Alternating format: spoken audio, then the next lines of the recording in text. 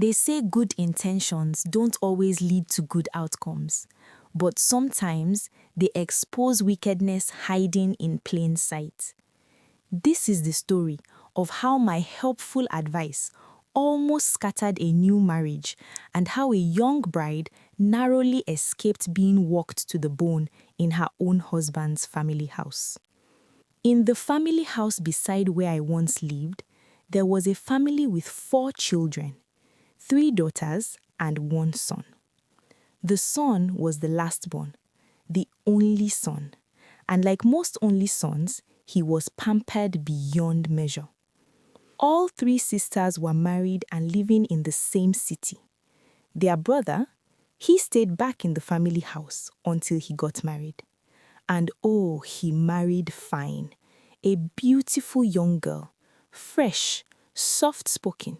She couldn't have been more than 22. The wedding happened in July. By August, trouble arrived with luggage. All 3 sisters returned to the family house for the long holiday, each one with children.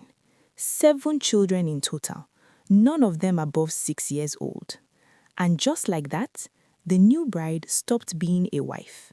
She became a full-time nanny. Cooking, washing, cleaning, bathing children, feeding children, running errands, while their mothers stayed comfortably in their own homes enjoying married life. One afternoon, I saw her outside. She sat quietly, staring into space. Thin, tired, drained. She looked less like a newlywed and more like a prisoner. I walked up to her. "Iyawo, are you sick?" She shook her head. I moved closer and lowered my voice. "If you don't save yourself from this stress, you will break down." Her eyes filled with fear and tears. "What should I do?" she whispered. That was when my oversabi spirit woke up, and instead of wisdom, I chose drama.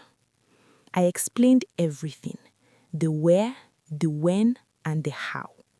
That evening, she stepped out to a busy provision shop near the house. I was already there, acting like Minister of Emergency Response. When the place was crowded enough, I gave her the signal. She clutched her chest, staggered, and slowly sank to the ground like an actress in a movie. I shouted. People screamed. "Ah, newly married woman, maybe na stress, too young to suffer like this." The crowd gathered. I pretended to help. Then she started coughing badly. At that moment, I knew this drama had gone too far. Her in-laws were called immediately. Panic everywhere. She was rushed to the hospital. And because I was a good Samaritan, I followed them. The doctors ran tests. Their verdict? Extreme stress, complete exhaustion, and then another revelation. She was pregnant, early stage. Silence filled the room.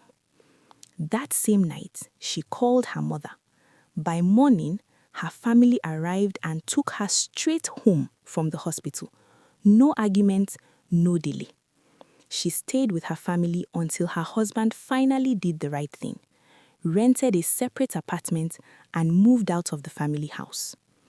Guess what happened next?